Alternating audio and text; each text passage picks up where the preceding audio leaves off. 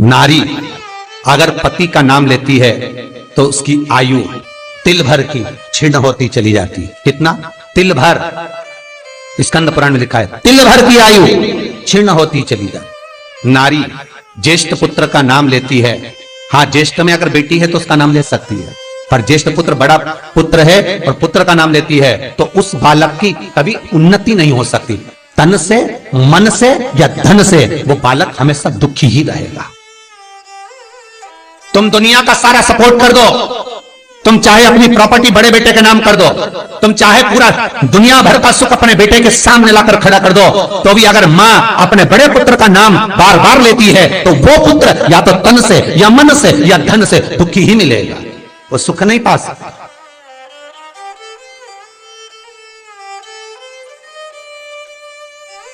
और जिन जिन के घर में बड़ा पुत्र हो और बड़े पुत्र का नाम आप माताएं लेती हो तो उसकी दशा जरूर देख लेना एक बार। हो कथा गलत नहीं कह सकती, स्कंद पुराण कभी गलत नहीं जा सकती।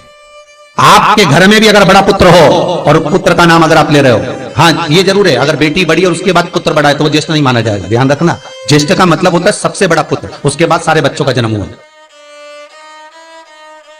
क्योंकि बेटी अगर जन्म ले ली पहले फिर बेटा हुआ तो बेटी ज्येष्ठ कहलाएगी, है बेटा नहीं कहलाएगा। अगर पहला ज्येष्ठ पुत्र है तो मां सारी प्रॉपर्टी दे दे, सारा वैभव दे दे, मां सारा दौलत दे दे, मां उसके ऊपर सर्वस्व निछावर कर दे, पर अगर बेटे का नाम माता बार बार लेती है तो उस बेटे की उन्नति तरक्की नहीं हो सकती, उसको जीवन में सुख नहीं मिल सकता, कुछ ना कुछ चीज से वो दुखी रहेगा। चाहे वो बच्चों से रहे, पत्नी से रहे, परिवार से रहे, कुटुंब से रहे, व्यापार में रहे, व्यवसाय में रहे, ऑफिस में रहे, चाहे अपने शरीर से रहे, पर दुख तो उसके भाग्य में थोड़ा लिखा ही रहे। और जो चीज वेद व्यास जी ने वर्णन कर दी महाराज, उसका प्रमाण आप खुद भी अपने घर में देखो कि सही है कि गलत है। जिस जिस घर में बड़ा पुत्र हो और मां उसका नाम बार बार लेती हो, बार बार लेती हो, उस पुत्र की दशा देखिएगा आप। तन मन और धन तीन तरह से। इसलिए निवेदन करूंगा मेरी माताओं से, आपका प्रेम बहुत है क्योंकि आपका बेटा बड़ा है, आपका पुत्र बड़ा है, आपका बहुत प्रेम है और बेटे का भी माता के प्रति बहुत प्रेम है, पर उस प्रेम में तुम्हारा जो संबोधन है बार बार नाम लेने का, उससे उसको तकलीफ हो सकती है। इसलिए निवेदन है, मेरे कृष्ण का नाम कृष्ण था पर यशोदा कभी कृष्ण नहीं बोली है, कभी नहीं।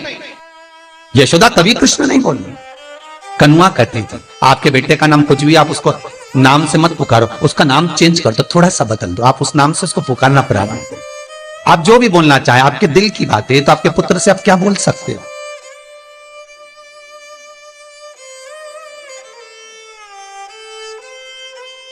मेरी कौशल्या मैया राम को केवल राम ही कहती थी।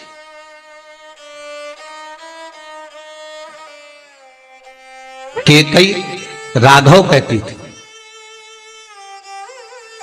सब्सक्राइब करें। सुमित्रा रघु कहती थी, पर कौशल्या नाम नहीं बदली। और ज्येष्ठ पुत्र थे राम, बड़े थे,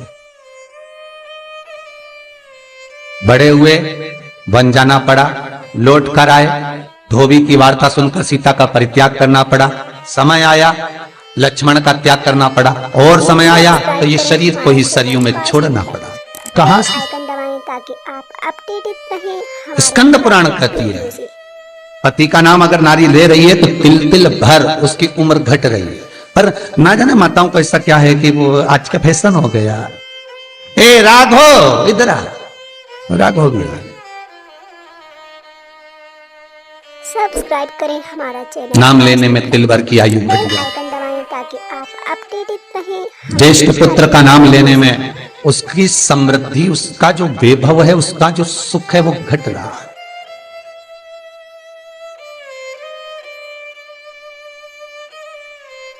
तीसरा, जिस गुरु से गुरु मंत्र लिया है, गुरु दीक्षा ली है, जिस गुरु से आपने गुरु मंत्र का स्मरण किया है, जिस गुरु से आपने गुरु मुख हुए हैं, जिस गुरु से आपने गुरु मंत्र लिया है, आपने अगर मंत्र ले लिया, चार जगह पर बात निकले, कोई पूछ भी ले कि आपने गुरु मंत्र किससे लिया, तो बता दो भैया हम तो वहां गए थे, वहां का जो गुरु जी है उनसे हमने गुरु मंत्र लिया, वही हमारे गुरु है।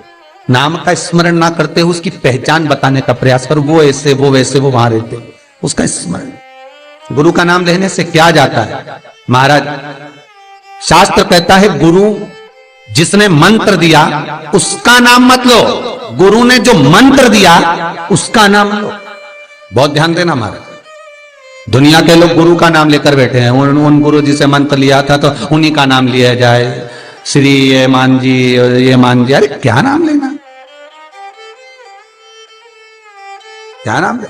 हमें गुरु का नाम नहीं याद करना, हमें गुरु मंत्र याद करना। जो गुरु ने मंत्र दिया उसका स्मरण करना। क्या होता है? स्कंद पुराण कहती है जब माला जपने के लिए बैठते हैं तो गुरु का श्री विग्रह तुम्हारे सामने होना चाहिए कि हमने उन गुरु जी से मंत्र लिया है, और गुरु का नाम नहीं। गुरु मंत्र लेते समय गुरु का विग्रह सामने हो और मंत्र जो गुरु ने दिया है उसका स्मरण, उसका स्मरण। हम बार बार अगर गुरु के नाम का स्मरण करते हैं, हम बार बार गुरु का नाम लेते हैं, जिस गुरु से मंत्र लिया उसका नाम अगर हम बार बार ले रहे हैं तो हमारे घर में महाराज शांति टिकती नहीं है। थोड़ा सा क्रोध क्लेश थोड़ा बड़ा रहता है। अगर तुम्हारे परिवार में तुम्हारे घर में कोई किसी की निंदा करता हो तो कह देना भैया हमको 24 तरह के नरक में नहीं जाना, तू चुपचाप हो जाए। बिल्कुल चुप। 94 नरक में से 24 नरक निंदा के। बेल आइकन दबाएं ताकि आप अपडेटेड रहें। केवल निंदा सुनना, वीडियो से और निंदा करने वाला तो केवल 4 नरक में गिरता है।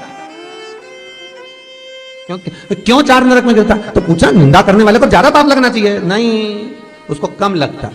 तो कम क्यों लगता है? तो अग्नि पुराण में लिखा कि निंदा करने वाला को 4 नरक का भोग इसलिए भुगताया जाता है क्योंकि जिसकी वो निंदा करता है उसके सारे पाप धुलता है। मतलब आप किसी की निंदा कर रहे हो तो उसके पाप धुल रहे हैं। किसके? जिसकी निंदा हो रही है। तो वो निंदा करने वाले को तो भगवान ने इसलिए पैदा करा क्योंकि तू पाप धोएगा, तो इसलिए उसको 4 नरक। और जो सुन रहा है, अरे बोलो तो जम के, उसको 24 नरक। सब्सक्राइब करें पूरा हमारा चैनल 100% पाप कर्म तुम्हारे बेल होंगे। आइकन दबाएं ताकि आप उसको तो कम ही लगा अपडेटेड जिसने रहें करी, हर एक वीडियो से। और जो सुन रहा है उसको ज्यादा लगा। निवेदन करूंगा जिसकी किडनी गड़बड़ हो गई हो, जिसका लीवर गड़बड़ हो गया हो, जिसको डायलिसिस चल रहा हो और छूट नहीं रहा हो, बैकुंठ चतुर्दशी के दिन सब्सक्राइब करें हमारा चैनल। नदी के घाट पर, नदी तालाब सरोवर कुआं बावड़ी जो हो उसके तट पर 14 दीप लगाकर, पीपल के पत्ते पर शहद डालकर और उसमें एक काली मिर्ची शंकर जी का नाम डालकर बोलकर उसमें चढ़ा दें। उसी पत्ते की काली मिर्ची थोड़ा सा शहद घाट पर डाल दें और उस पत्ते को घर पर लेकर आ जाए। जिसको डॉक्टर ने कह दिया डायलिसिस होगा, किडनी लीवर गड़बड़ हो रहे हैं, बैकुंठ चतुर्दशी के दिन रात्रि को 14 दीप लगाकर जब घाट से आए, जिस व्यक्ति को रोग है बीमारी है उसको वो पत्ते समेत चटा देंगे। हर एक वीडियो से और फिर जाकर आप 8 दिन 10 दिन बाद जांच करवाओ, आपको उसका फल प्राप्त हो जाए। और विश्वास रखकर, क्योंकि हरि और हर मिलन कोई साधारण नहीं है। बैकुंठ चतुर्दशी का हिंदू धर्म का एक त्योहार जो हमारे भगवान शिव ने निर्मित किया है। शंकर ने जिन वारों को बनाया, त्योहारों को बनाया, तिथियों को बनाया, घड़ी और पल बनाए, शिव महापुराण में सब लिखा है कि एक एक पल, एक एक घड़ी, एक एक तीर्थ का एक एक स्मरण जो करा गया है हमारे यहाँ त्योहारों का, तिथियों का, वारों का, नक्षत्रों का, ये शंकर ने करा। ये कोई सहज नहीं बना,